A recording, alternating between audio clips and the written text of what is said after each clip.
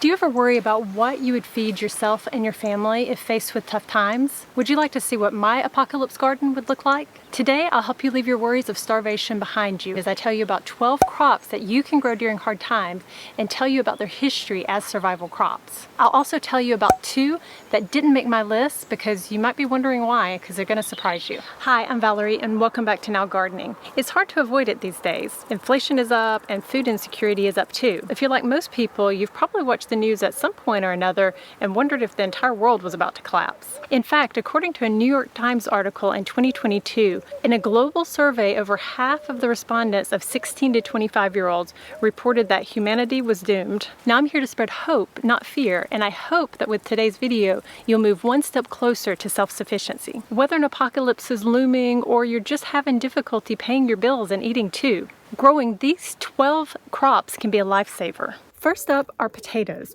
According to the UC Davis Health Dietetic Department, in early times, potatoes were a lifesaver because they prevented people from getting scurvy due to their vitamin C content. As a starch, they're also great for adding calories to a diet. Now that might seem like a downside of them today, but it would be a great benefit if you were trying to avoid starvation. Potatoes are also easy to grow. Within 10 weeks, you can have early or new potatoes, or if you wait about 4 months, you can have fully mature potatoes. Put a few aside and you'll have the seed potatoes for your next crop. Now moving on to number 2, I've got a question for you.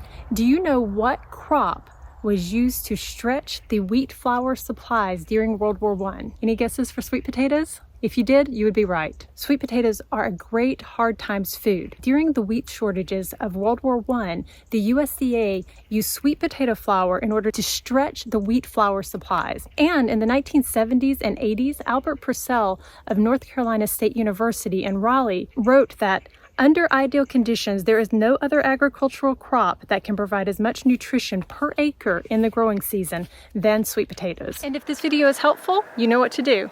Thank you. Moving on to number 3, winter squash like butternut squash and acorn squash are some of the easiest vegetables to grow. In fact, every year I have volunteer butternuts coming out of my compost bin. Because of their tough skin, winter squash store for a long time. They're rich in vitamins and grow prolifically and saved many early Americans throughout the harsh winter.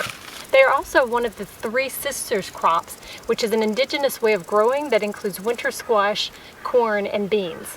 The 3 sisters. Now I'm just going to pause here to give you a vegetable that did not make my list because you might wonder why. Carrots are nutritious and they store well, but many people struggle to grow them. In fact, many people even have trouble getting the seeds to germinate, and I've heard many longtime gardeners laughing about their misshapen and small carrots. That said, if you're a carrot growing champion, be sure to add this one to your list. At number 4, kale is a superfood that is a must-have for any hard times food list. It's packed with vitamins and can be harvested multiple times over the growing season. Kale was one of the most cultivated leafy vegetables during the Middle Ages, and it has traditionally been a staple crop during hard times because it is cold resistant and nutritious. Moving on to number 5, we have spinach. With a history going back over 2,000 years, spinach is a must-have on any hard times list. It is a leafy green that is rich in iron and other essential nutrients, and it grows super fast. This little crop here was sowed 4 weeks ago and I've already harvested it once. What's more with spinach is that you can harvest it many times and it does not mind cold weather.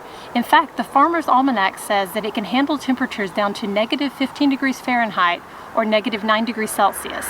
Now let's talk about pumpkins. Besides being great for carving at Halloween, they're also super easy to grow. This year I didn't want to plant a pumpkin because I have a friend who always grows them. She has a much larger space than I do, but this pumpkin decided to grow itself. It grew in terribly poor soil, so it looks a little misshapen, but it's still going to provide us several meals. Although for centuries, pumpkins were looked down upon as a poor man's food, pumpkins have saved many people from starving over the years. Beans, especially bush beans and cowpeas, are easy to grow and are in fact one of the things that I recommend when you're introducing children to gardening. As a bonus, black-eyed peas grow in poor soil, and yet it's October and they're continuing to produce. On to number 8, and for this one I'm going to read you a little something. As the Polish author Natalia Metrick-Ruda says, and she's quoting an old Polish rhyme, "I ate cabbage and drank broth. I didn't see meat, but happy I was." Cabbage was a staple food for peasants across Europe for many centuries. It is a cold, hardy vegetable that will survive the winter in many regions.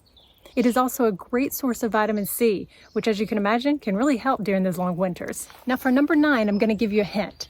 This vegetable was mentioned in the oldest set of laws on earth. Guess onions? That's right, onions are an ancient survival food. Hammurabi's Code, which is the oldest known set of laws in the world, provided a monthly ration for poor people that consisted of bread and onions. Onions add flavor to a multitude of dishes and are a must-have for an apocalypse garden. Now I'm going to pause again and tell you about the second thing that did not make my Hard Times food list. And if you're a fan of Now Gardening, you probably know that I am a big fan of growing tomatoes. However, they did not make my list, and this is why. Number 1, tomatoes are challenging for many people to grow. They need lots of water and fertilizer to really produce well. And also they're too prone to pests and diseases for people to worry about them at a time when your life might depend on it. So instead, at number 10, we have the humble turnip. Now, you might have heard me before raving about the benefits of turnip. Turnips have saved millions of people from starvation over time, and especially during World War I, during the infamous turnip winter of 1917. Both the turnip and the green are edible, and they are, especially the greens, are incredibly nutritious, like off the charts. At number 11, I'm moving away from vegetables and on to herbs. Herbs are great for growing during hard times because they not only provide seasoning for food that might be monotonous because you're having to eat it repeatedly, but they also provide you with a small medicine cabinet at home. Here I grow lots of different things, but specifically we've got rosemary, which helps with immune system function. We've got thyme, which helps with coughs and respiratory illnesses, and I have oregano, which helps with digestive problems. Now there are a number of different herbs. I grow cilantro and basil and parsley and so on in the garden too, but this is my small perennial herb garden and medicine cabinet. And last on my Hard Times food list is something that requires you to get started today, and I'm talking about perennials.